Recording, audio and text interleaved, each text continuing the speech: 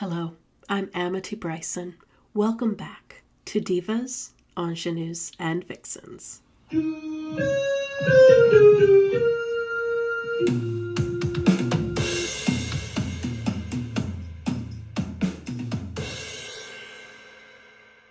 this podcast, I talk a lot about listening. In fact, if you've been with me from the very beginning, you will remember that Season 1, Episode 1 was simply called Listening with Divas, Ingenues, and Vixens. Before opera, singer-songwriters, Broadway stars, and cultural icons, there was a simple question: how do we listen? Since then, that question has followed the pod in unexpected ways. In Season 2's opening episode, Are You a 2 or a 3? We explored how rhythm shapes the way we move through the world and even informs our perspectives. And in my conversations with Apothegothic, we've discovered that listening doesn't happen in isolation. Scent, memory, emotion, and sound are often intertwined. And in Season 1's Quantum Listening, inspired by the work of Pauline Oliveros, we considered the possibility that listening is far more expansive than simply hearing what reaches our ears. Which brings me to today's question: what happens when listening becomes the art form? Most of us spend our days surrounded by sound. Music plays in the background. Notifications compete for our attention. Podcasts accompany our commutes. Televisions fill our living rooms. We hear all the time. But hearing and listening are not quite the same thing. Hearing is physiological. I wanted to say natural, but with a grandfather who lost his hearing during World War II, I learned as a little girl that hearing was much different than truly listening. Listening requires intention. It requires attention. And perhaps most importantly, it requires curiosity. Today, I want to take you inside an experience that asks us to practice exactly that. This summer at the Unicorn Theater, creator Tom Mardikes and his team invite audiences into Sound Mandala, an immersive sonic environment designed not simply to be heard, but to be experienced. Before we talk about the production itself, though, I want to spend a few minutes thinking about something we don't often consider: the art of listening. I've spent much of my life thinking about music, and because of that, I think a lot about listening and always how to do it better. Not just listening to a concert or a podcast, listening to the people around us. Listening to a friend who's trying to tell us something important. Listening to a child who's excited to share a story. Listening to the birds outside the window. Listening to the cashier who asks how our day is going. Hearing can be automatic. Listening is a choice.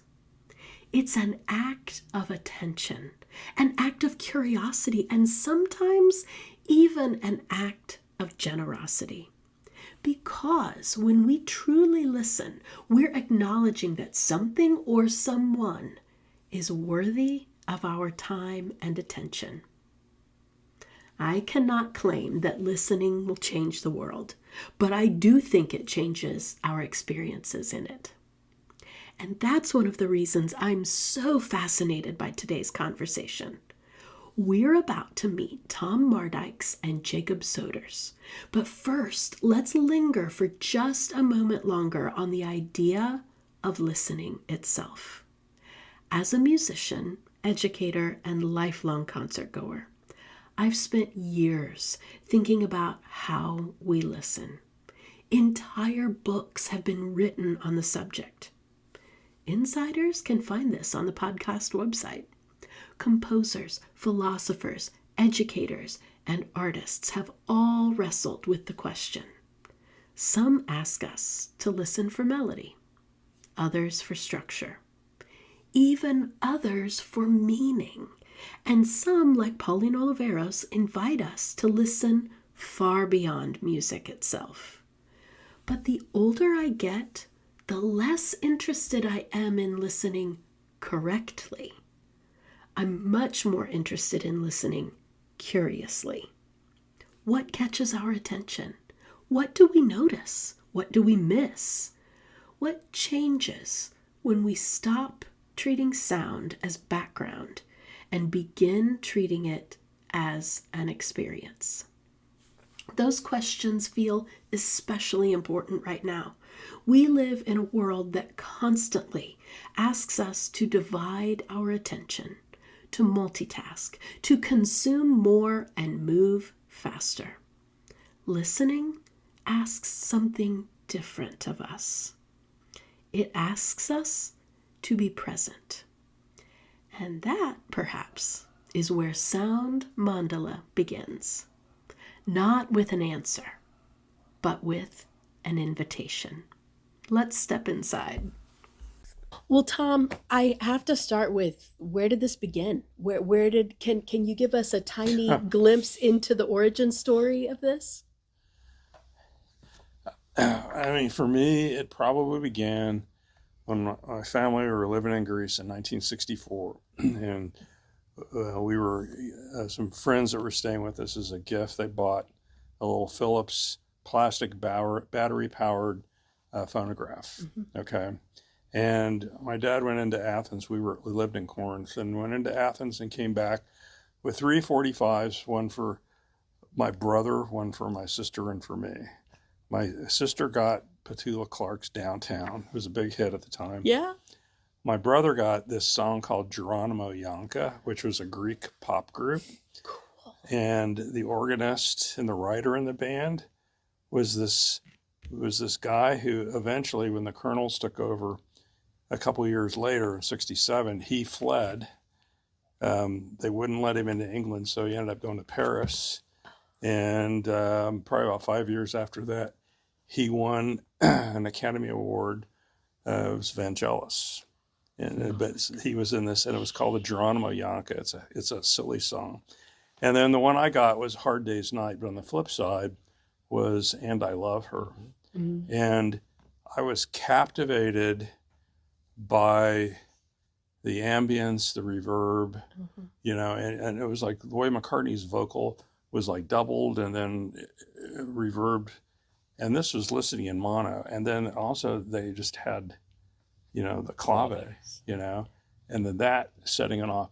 And so I think it sort of began there, but as a sound designer, I was always interested in spaces. In fact, mm-hmm. the reason I got hired to do shows out of town was I had, John Azelis, a really great designer, and he was a professor colleague of mine for a long time. And John recommended me to Jerry Friedman in Cleveland, and he said, yeah, you'll love this guy. He works in dimensions, which is what I do, because I would have upstage speakers, stuff in the wings, stuff over the stage, proscenium left and right, side of the audience, over the audience, behind the audience, mm-hmm. and I'd have this way of dimensioning things. And then in 1996, we got our first Pro Tools. And it was Pro Tools 3, but it was like version 4.3, I think, 4.2. And so I was able to take Spencer Theater in the summer when nothing was going on for 2 weeks. And with the grad students in the crew, we hung 16 speakers. Mm-hmm. And I spent 2 weeks in there mixing. It was there were so many things that were problematic. It was one of these things that was an experiment where everything goes wrong. Yeah. And you learn so much that it was like fantastic. But there was like way too much sheetrock and concrete in Spencer Theater. Yeah. I get pinpoint localizations in this dead room. Yeah. Okay. The speakers were spread too far apart. When I would like do a fade from one speaker to another speaker, mm-hmm. it would disappear in the middle and then come back up. Okay, and there's reasons for that, and that's why these speakers are generally about 3 feet apart, tweeter to tweeter. And the other thing that I learned was that the front hemisphere of my hearing and the back hemisphere, I'd never really spent time discerning it before, but as a sighted person, I don't really get much direction from behind, Okay. And so I had 16 loudspeakers, and I had 8 of them that were behind and 8 in front. So it was a huge waste what was behind, because I could have had 1 or 2 back there and I would have had the same effect. But then what I also learned is in the front hemisphere, I could hear infinite points. I could have 100 speakers up there and I could tell where each one was coming from. Okay. So these were things that I learned. So the real problem I had is the computer, the memory, the speed of the processor and everything like that, the number of tracks I could have, it just couldn't keep up. The latency was killing me. And, and so anyway, so file it away. That was 1996. And then in 2014, it's in the summer, and I'm reading an audio magazine or journal, and I'm reading the new specs on the Pro Tools HDX system. It was a new Pro Tools. Right. And I'm looking, and it says, wow, you can have up to 800 tracks and up to 192 outputs. And I go, okay, that's cool. With like 0 latency. I go, that's really great. Yeah. And so then I went on a walk with this, and that's when I got the idea of chopping up and creating the audio packets. It came to me when I was out walking, in the summer heat. And then I stored it, and then it was like, I think a September and October, a Saturday morning, my grad students and I, we set 8 speakers up and down on 116 with a Pro Tools system and tested it. Okay. And, I think we started with the cymbal crash, and the first thing we did was 8 across, and it was pop, pop, pop, pop, pop, pop, pop. And then we put a little fade on, and it worked. And then we did a piano, and it worked, And then that led to me then mustering the resources to do a big experiment that coming summer, which we did. It was cool. Yeah. So I've just been... And I've gotten grants. I've gotten some really great support from the Stern Foundation, from UMKC, that, from like about 2016 up to, a couple summers ago, really sustained things. Awesome. And kept the research going. And I've had a lot of students that have worked in the lab, and then they've done things. I mean, everybody working on our team are all alums of the program. That's so cool. I think one of the favorite things I read was, this is not a pop-up event, right? The amount of work and the amount you've learned over years and experimentation. I mean, the culmination this summer, I'm just really excited about. So we're literally sitting in the sound, I always say Sound Mandala. That's what I say. Am I saying it correct? But, a lot of people say Sound Mandala. And that's fine, because, I mean, both words are okay. Sure. Okay. I mean, so you're French or you're English, your choice. Well, you've created this environment in a few spaces. You've mentioned some of them. When did this stop being an idea and become a place? You talk about, you work in space, you work in dimensions. Yeah. Do you was there a moment that clicked, or has it just evolved over time? Well, this is the 8th Sound Mandala that I built, and I've built them all with John Robertson, who's not here. But John, began with me as a grad student, and then he's become essentially my associate partner on this project. And we created a 501c3 a couple of years ago. Now we have a board of about 5 of us, and we raised some money to be able to do this here at the Unicorn. Every time we've built one of these things, we learn. Like the big thing we learned 2 years ago, is that the octagon is going to be the ideal shape. And so that's kind of what we've been trying to do. I don't know. I'm sure we'll learn something here this summer from this one, but my hope is that there's one more to build, that will get a permanent, because we don't have time to do, experimenting and research in here. We're going to be moving. We're mixing now.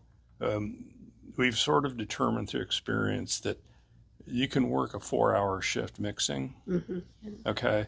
And if you try to go more than that, you just turn into jelly. Yeah. And so it's like working like 4 hours, 5, 6, you can go 7 days a week, but really more than 4 hours. And then you have to have a break. And so, like last night, Thomas was in for 4 hours, and then Jacob came in for 4 hours, and I came in this morning and was really doing tech stuff, and then Thomas is coming in when we finish here, and then Paul's coming in later tonight. And so we have a calendar, and we've got, and so we work together as a team building this thing, and now we work individually mixing, and then I will come in and listen, or Jacob will come and listen to something Paul's doing, or Paul come in and listen to what Thomas is doing, and that kind of thing.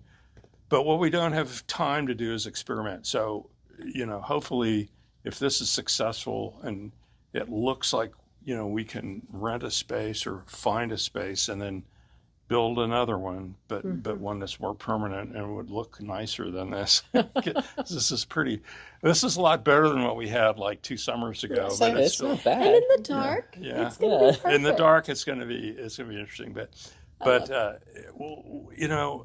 then. So I spent a lot of time, when we were fundraising, and I'm writing letters, and then I'm learning to use Claude, the Anthropic Claude, and it doesn't write things for me. I have it, give me ideas and stuff like that. But I mean, I write it, and then I was pretty impressed with the way it operates and stuff. But I taught it an awful lot about the Sound Mandala, okay, and things. And then as I was finishing up and stuff, I go, okay, so can you give me, a comparison contrast between, the immersive systems that are commercially available out in the world, and the Sound Mandala? And we came out really great in the way it did it. And of course, I guess they kind of do that on purpose. But one of the things, though, that it said that was true is we were the only system that was involved in both research and creative art. Okay, the rest of them are companies that are trying to sell them to movie theaters and, like theater companies and installations and stuff. But we're doing it so we have it as a tool for we can create art. And that was the one unique thing about the Sound Mandala. That art form, I think, is what I'm most excited. As I was thinking about coming back and talking with you again, it is truly an art form. And so before I head down that art form path, Jacob, when Tom first talked about this vision for Sound Mandala, what excited you the most? Well, okay, so my first encounter with the Sound Mandala was I was in it was the class that got introduced to Tom in when I was an undergrad, and so it was in Tom's office, and we're kind of walking around and things like that, and so he has this. It was the lab that he had over there, and it's one of those things where you walk into a room with like 40 speakers in it, and there's just something kind of absurd about that, right? And the same thing goes even more so for a room with 100 loudspeakers in it, right? There's just something so absurd about that. But so myself and then another friend of mine who were in that class, we're both just really kind of inspired by it, and so we're just kind of spent a long time just kind of like thinking about but what could be cool to do in there or whatever. And then so when I actually ended up in the Sound MFA program with Tom the following semester, I was then able to start kind of working on things in there, and so the first piece that I worked on was a composition with my friend and composer Sean. It's a piece based on Pythagoras's concept of the music of the spheres, and so we did this thing where we gave each of the planets its own sound and its own timbre, and then we did and we can make the planets move around you, and it's a very kind of meditative thing, and so that was kind of my first my first encounter with it, right? And again, just it's one of those things where, especially as a creative person who hadn't like walked into a space like that before, you just go immediately you just start thinking about all the things that you could do in it, right? Because again, like there's the absurdity of it, but then you realize, okay, all right, there's some neat things that we can do in here, right? And you go, okay, well, we could try this, we could try this, we could try that, right? And so then those ideas just kind of keep proliferating. That's amazing. Yeah. And in that sense of curiosity and all the possibilities, can you think back to where that all started? What seemed the most challenging? Like, there's no way it's going to be able to do this. That's a hard question. Right. I think the hard, I would say this is still the hardest thing, or at least like the most like tedious thing, is doing any of the kind of movement thing, because the way that we're doing it is we're really kind of exploiting Pro Tools for and using it in a way that it's not exactly designed or intended to, but we're just kind of, but we happen to be able to do so, right? And we're using it as for this multi-channel surround playback sort of thing. When again, it's typically used for for recording music, recording sound, and then kind of front to back playback, right? Which again, we're doing that, but we're just kind of really taking advantage of the fact that you can do the 800 or essentially unlimited tracks, right? And then the 190 outputs and whatnot, and so it's finding the ways that we can go, okay, so like this program isn't designed to do this thing that we're trying to get it to do, but we're able to make it work, and so trying to figure out the workarounds, and trying to get it to do the thing that you want it to, be it with the movement or whatever, right? Because especially in the more channels you add, that means the more kind of specificity you have with where you want to place sounds, but that makes it so that you have to be doing kind of more work in the box and that sort of thing. But so yeah, it's I would say that's kind of, at least in my opinion, the biggest challenge with it is just figuring out the best ways to exploit this program that isn't designed specifically for this application, but we're able to utilize it in this kind of new and innovative way. Yes. Yeah, I mean, and just riffing off this, we have a pretty specific protocol on how we go about doing this, and so when we open up, like we're going to do all these like the Indie Spotlight Show, all the Challenger artist songs, from Post Sex Nachos to Toledo and Mini Trees, and so they send us all their audio files, like the recording sessions they did in the recording studio that they use to mix their song for their album.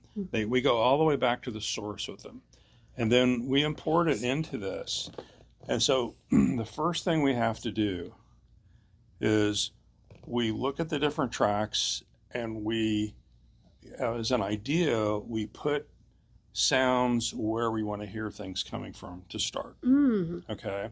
So that is like an in-the-head kind of design thing. And then we rough in levels. Now, generally, once you go through and you do all these assignments, you can have a pretty good mix by the time you play through the song just once. It's very different from like working in a recording studio where you're mixing all these tracks through 2 loudspeakers. Right. Yeah, I mean, we don't have the bandwidth problem that you have on a stereo bus. We're not concerned about panning. We're not concerned about, we really don't do a lot of EQ. We do very little compression.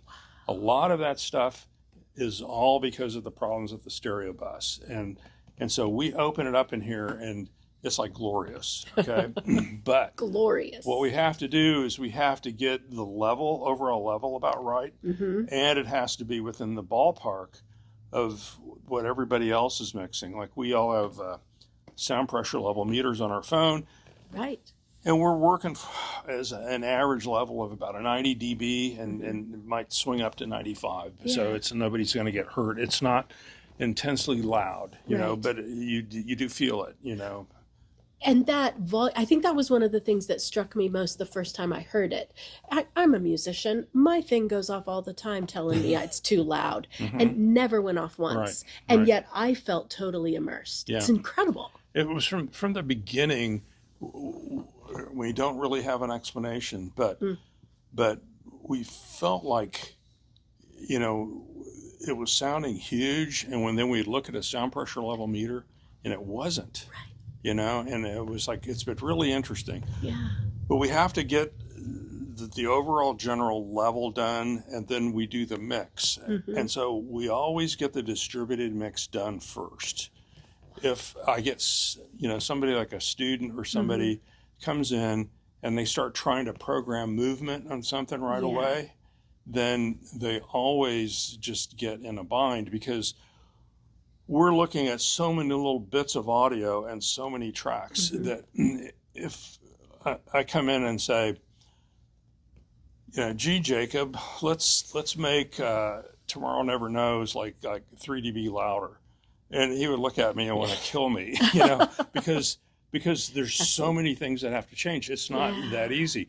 And so what we do is we get the distributed mix done first. We make sure it works with everything else in a show. And then we go after motion. So the motion is the thing that's last. The motion is the thing that takes the most time. The motion is the thing that is, like as Jacob is saying, is non-intuitive to Pro Tools. Although I would say that it would be, I don't know, I mean, the way we use it and stuff, I don't know what else we could use that would really do it. You know? No, right, exactly. Right. You know? It's amazing. Most performances ask audiences to watch, and yet this asks us to listen. What happens when listening becomes the art form? Well, it's not that difficult. It's a transition.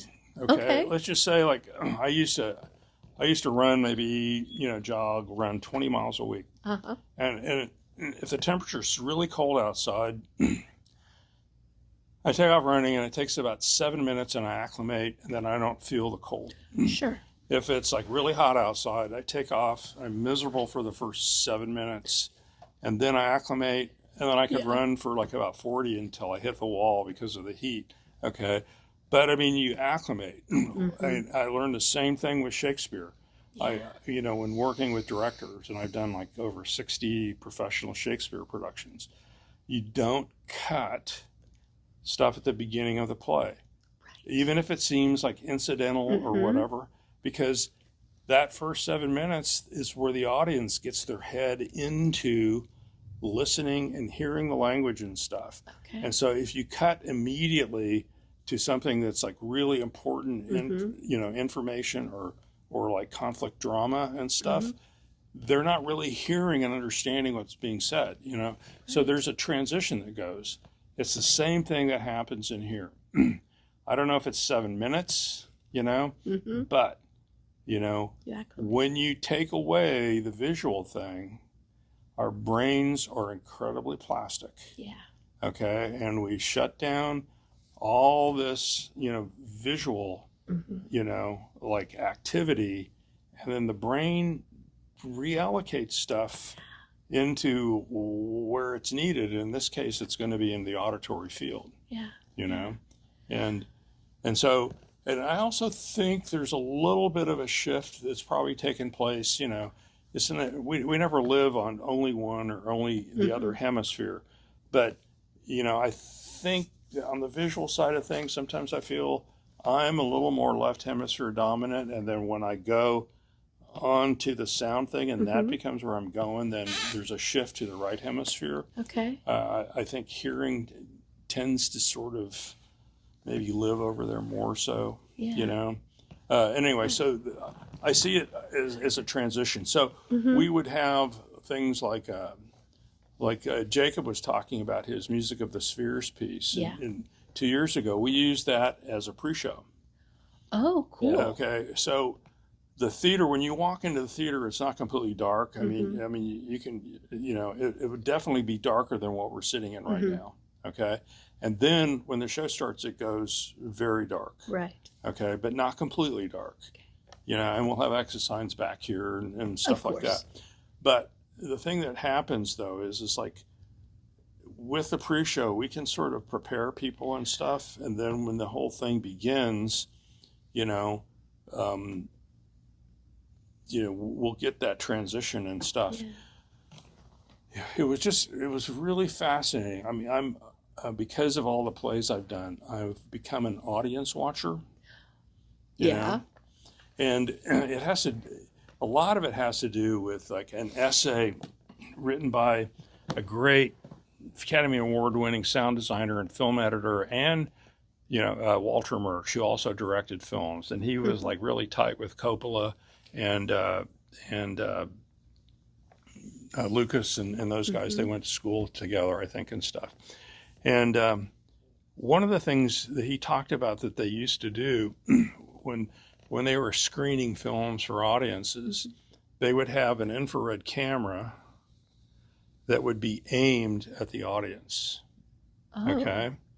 And they would adjust the contrast on it to where the light coming off of the movie and the infrared light that was coming from the camera, because it sends out infrared light.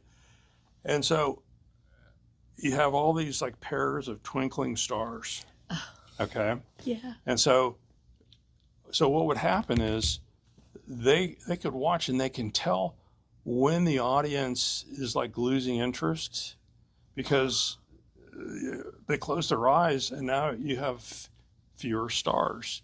Or if you see a lot of like blinking, it shows not a real level of concentration. And then if you see just like a lot of like solid stars, then you've really got them hooked. And they could look at that and use that. Yeah. And so, I mean, I haven't ever set that up, but what I do is like I will watch an audience and and see how they're engaged and stuff. And it was pretty exciting in 2024 because it was 50 minutes basically in the dark, and we didn't have people pulling out their cell phones.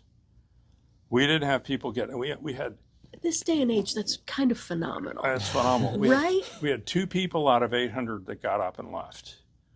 Whoa. One woman started, it was like it was just anxiety. She had an anxiety attack. It was probably John's piece.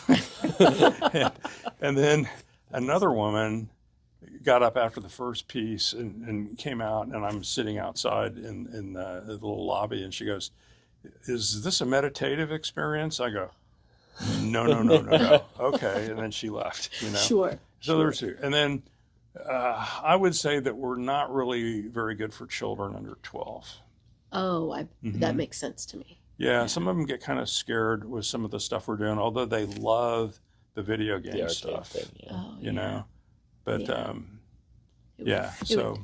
Well, you're not simply composing sound, although that is this very articulate, complex thing that you have created, but you're creating an environment that we're all going to enter. What's the difference between making music and building an experience?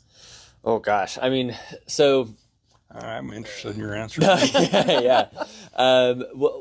Okay, so I think if we're really kind of particularly talking about, especially like the creation of new works for this environment, right? I kind of initially, you if you're a composer, a musician or whatever, and you're making a piece of music or or doing a song that you want to be experienced in this environment, I think, and so I can talk about this as far as like the music of the Sears piece, right?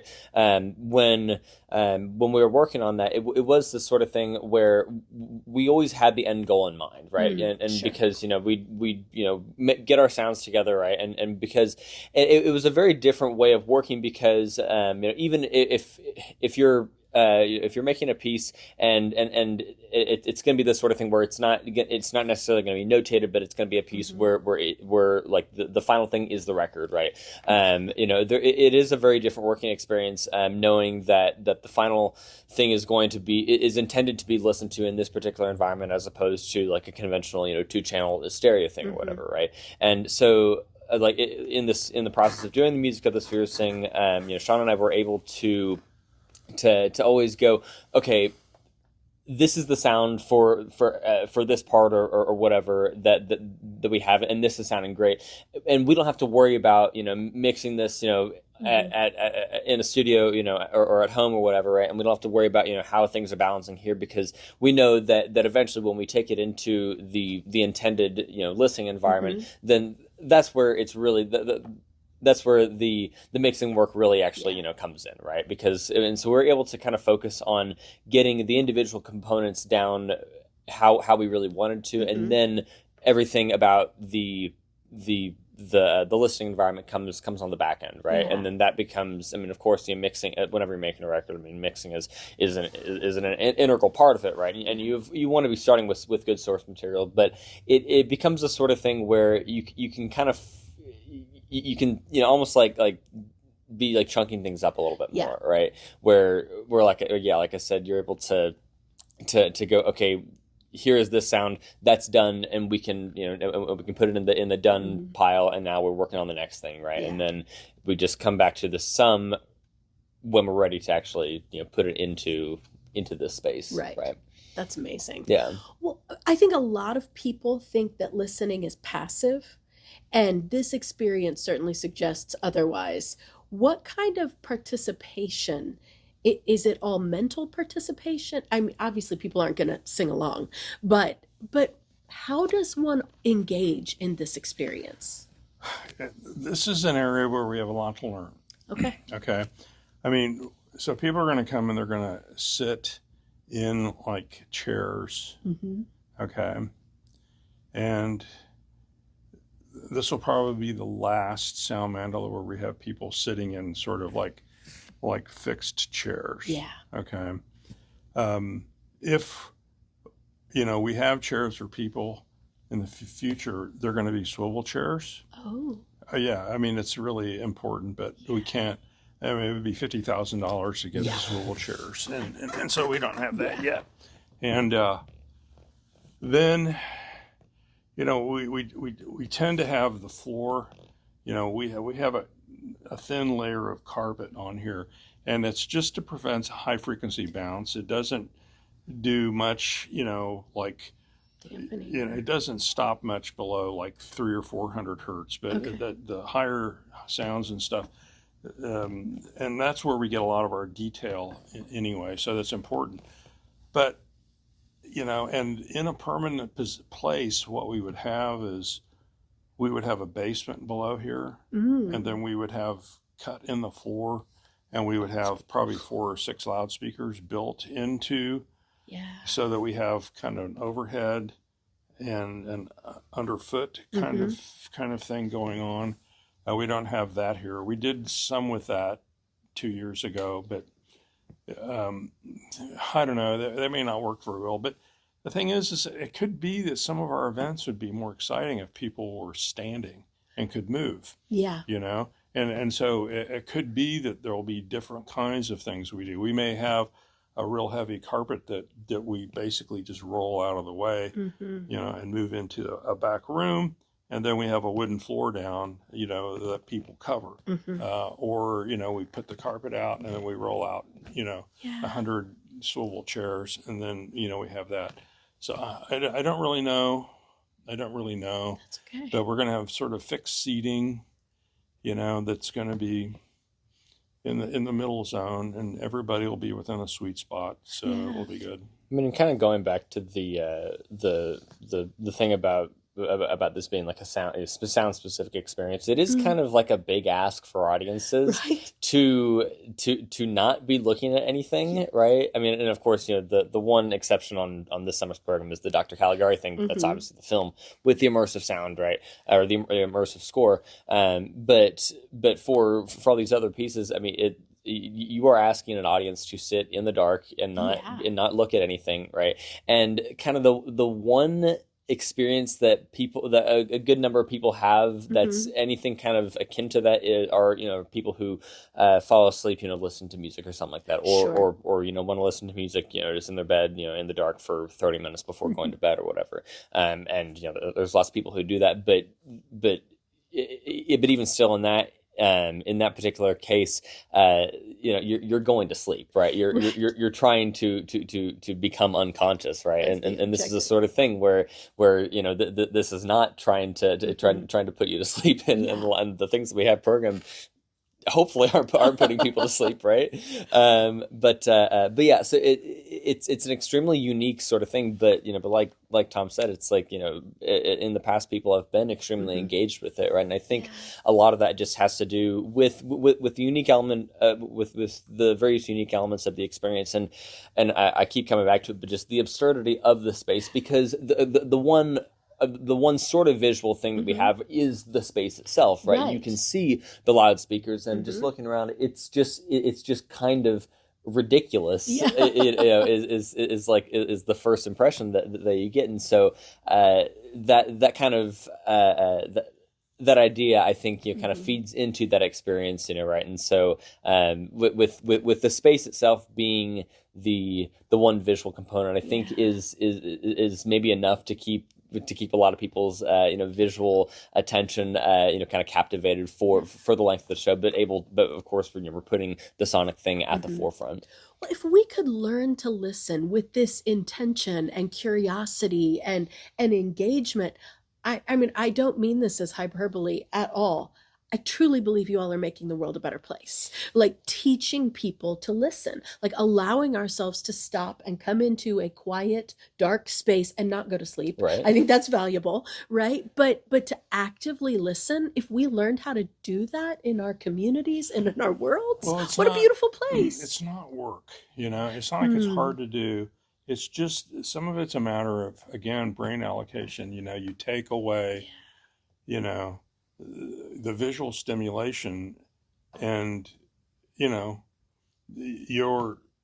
in a waking state, you're sitting here, you've come to an event, okay, and so you're not gonna like fall asleep or or whatever. I mean, we didn't have anything like that going on, although we do have some people that tend to sort of lean over, and then they go into sort of a fixed position. Sure. We've had some people that lean back. And in fact, I had an experience, where, listening to one day where I was in a chair like this, where I could lean back, and I thought, maybe I'm making a mistake in terms of doing this matrix on the front wall. Maybe the matrix needs to be on the ceiling and everybo's on yoga mats.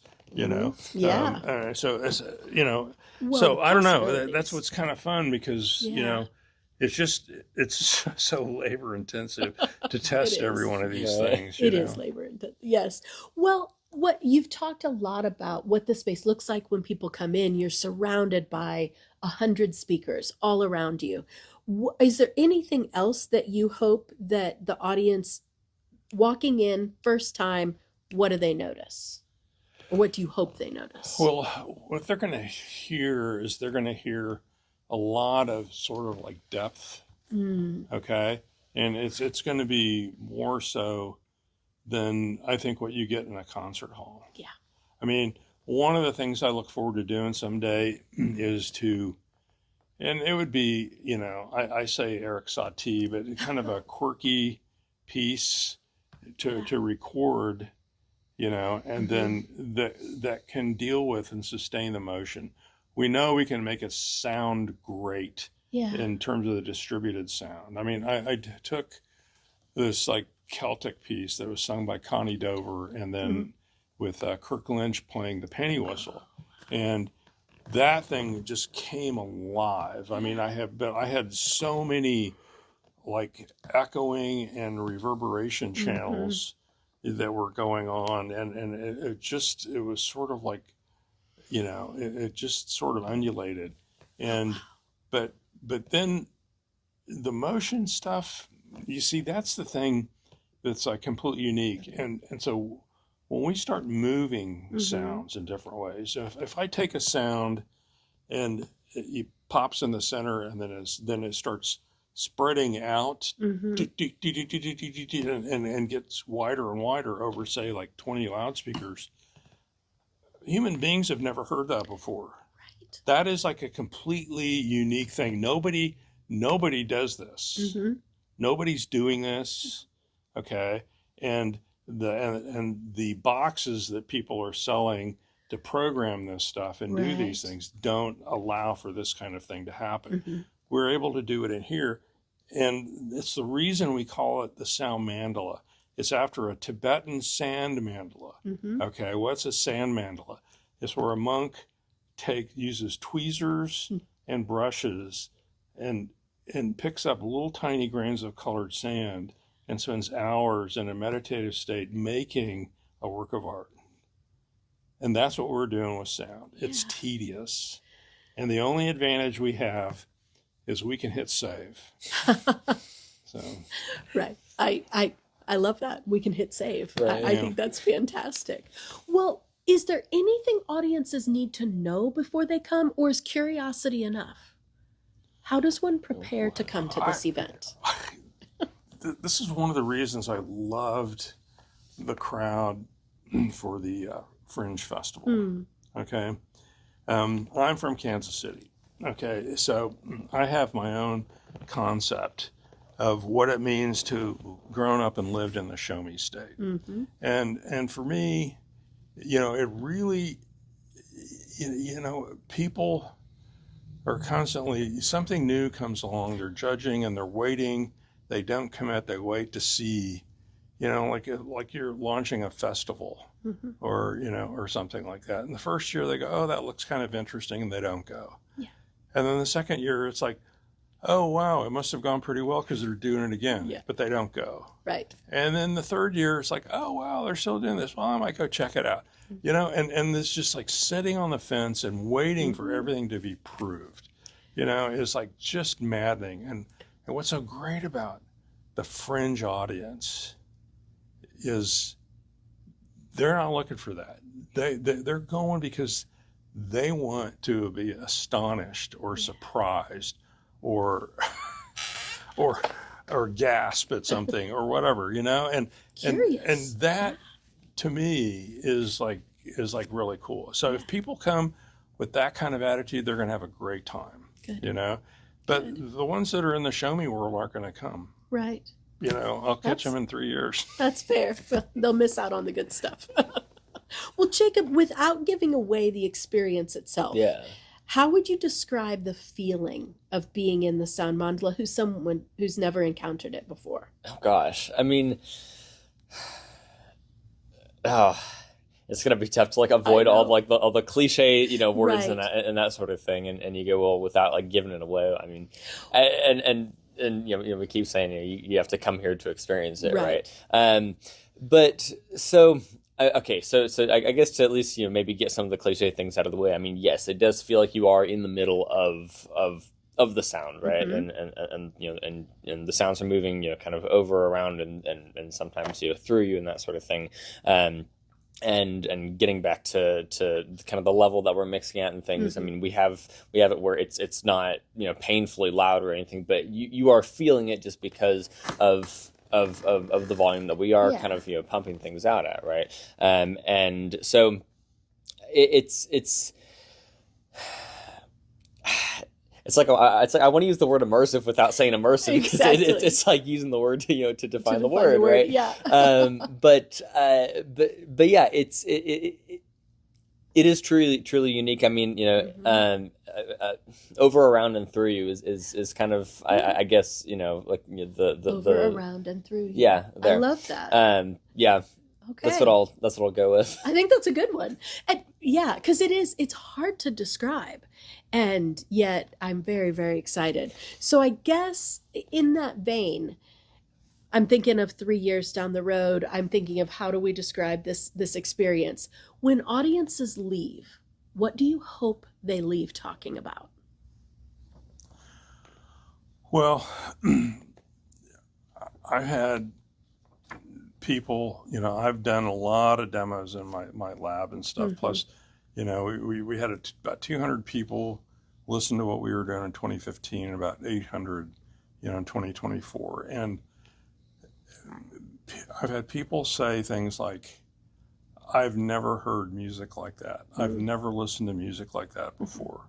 I've had people listen to, like Vanessa Savaro doing the Chekhov piece, say, that's like the first time they're familiar with Chekhov and they're familiar with the Seagull. That's the first time I've really heard that play within the play. And then I've had other people say, I almost got up and walked out like 3 different times. I mean, I was so disturbed by what I was hearing, And so it's hard to say, everybody kind of comes with their own weight, for this kind of thing. But, the thing is like it's 50 minutes, which is hard to get to. And each piece is probably about 5 minutes long. So if you get one and it's like creating problems, you can sort of just ride it out. Breathe through it. And then the next thing's going to be very different. They're not all the same. Yeah. Sure. Especially the Signal and Soul show is like, it's kind of what we call like a variety show or like a potpourri. We have sound things, we have music things, we have voice things. We have things that are just real ambient floating, and then we'll have things that are going to have a lot of movement. And then this Tomorrow Never Knows that we've got, that is incredible. And we haven't mixed it in here yet, so we don't know where we're going to be. I think it's going to be phenomenal.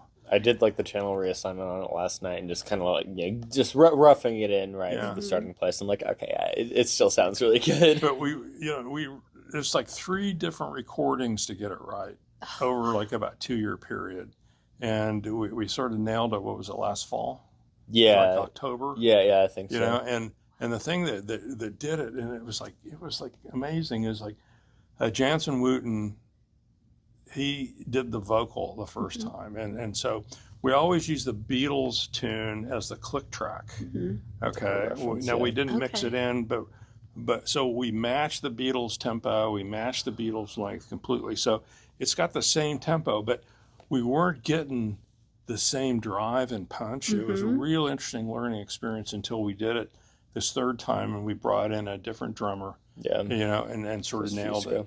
And then what we did was, I think you played a bass track and then Paul played a bass track. We have 2 different bass tracks on it. Oh. And then that kind of did it.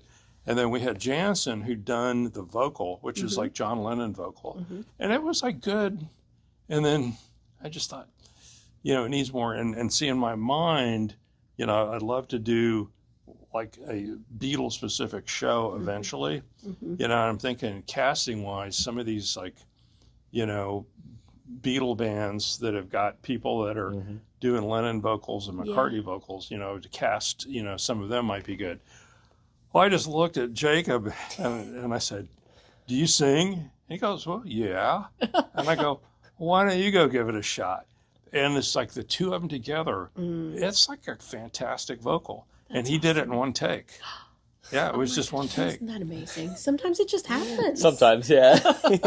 So anyway, and so this really popped, and then, I mean, this is the way Jacob and I sort of like connected. Was he was just really into tape loops, and in fact, it began where he was submitting a paper and it was on tape loops and asked me to read it, see. And I was pretty impressed. And he was doing things in there that I thought, oh, you're wasting your time on this. And then other things I go, well, that's an interesting way of looking at this. Okay. But it was really good, and especially for somebody that was like a undergrad senior, I thought it was really great.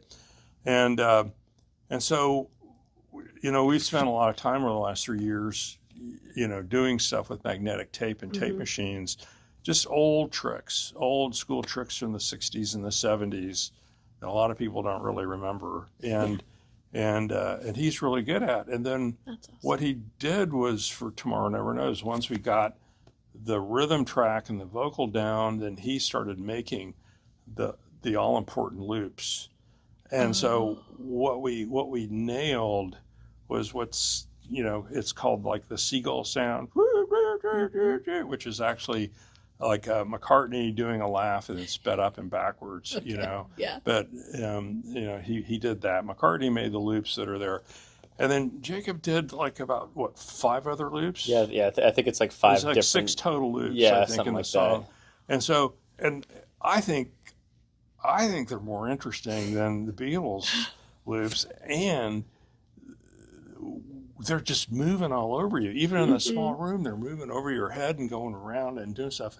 And so we'll probably spend a lot of time mixing that in here. Yeah. And it's going to be probably the last song of the show. Okay. Maybe next to the last or last. It won't be the first. Yeah.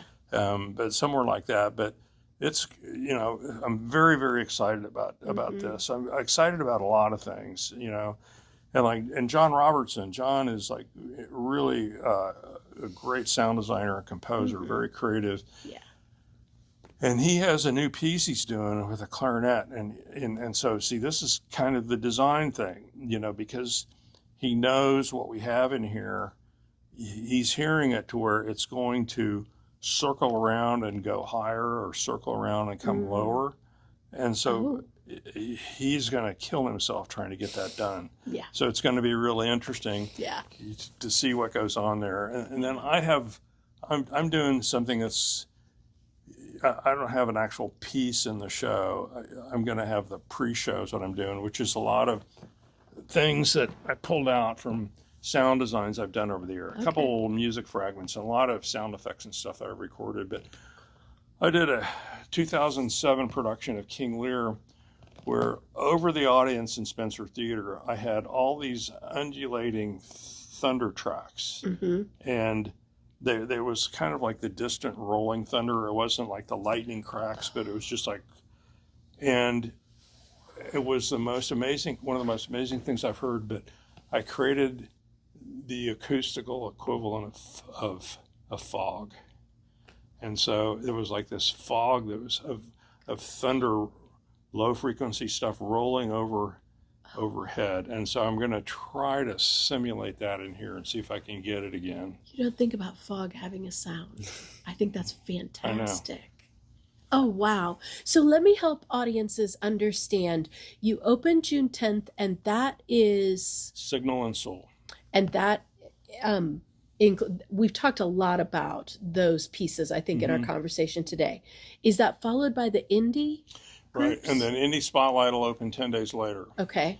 So we're going to be mixing Indie Spotlight. We're going to, probably by the end of next week, we're going to have a number of the pieces in Signal and Soul are going to be kind of finished. Sure. And then we'll do Indie Spotlight, and then even when we're doing shows at night in here, You'll be mixing we'll be having people mixing overnight, and then during the morning and afternoon up until, we get ready to do showtime. Wow. And then it should, once we open the Indie Spotlight, then Thomas will be the only one really working on we should have called it Immersive Caligari. We call it the Cabinet of Dr. Caligari because that's the name of the film, but it's really Immersive Caligari. But at any rate, he'll be the only one really at that point working and mixing, and then we'll be running shows at night. And you'll have to forgive me. In my mind, preparing, I was thinking that last one was, we think about going to a silent film and the live music is added. I was expecting the music without the film. So there will be a visual for that component? Yeah, it's the first time we've done a visual thing. We're not overdoing it. In fact, I've debated, on what it is. I don't want to make the visual a big thing. What you can break, like say, like a stereo audio track. You can break it apart into 2 parts: information and color. And so information and television is the same way. You have color television.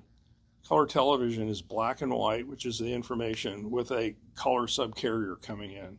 If you've got a black and white TV at the lake. It doesn't read the color subcarrier, so you get black and white, and you get the information. And you can watch movies and TV in black and white, and you can totally understand them and get it. The color is just kind of an added bonus, okay? And so Thomas is going to be, this massive amount of color in terms of, the sound accompaniment that he's created to go with this. And we want the information. I don't want it dominant. It's not going to fill the front wall. And, I think we're going to get like a flat panel TV at Costco, like 105 inch, and set it up there. And it'll be great. The other thing that was interesting is like we're watching it and stuff, and they've got the titles cut in. And I said, God, can you cut out all these titles and just do subtitles? And he goes, yeah, let me try it. And so he did it. It took 10 minutes off the film. Oh, wow. Yeah, I know. Oh, my gosh. That's amazing. So anyway, it's about 60 minutes. So it's 3 shows. Why did I think it was 4? It's like 3. We have 3 programs. 3 programs this summer. Excellent. Well, is there anything I didn't ask that you're like, I had to tell her, I need to say this? I knew you'd have one. I have a way of defining this kind of project, and I've done different projects like this, but I call it a mecha concept. If you want the experience, you got to go there. This is not something, a billionaire could certainly buy all the speakers and have somebody build the theater and stuff, but they would have the hardware, but they've got to have the software.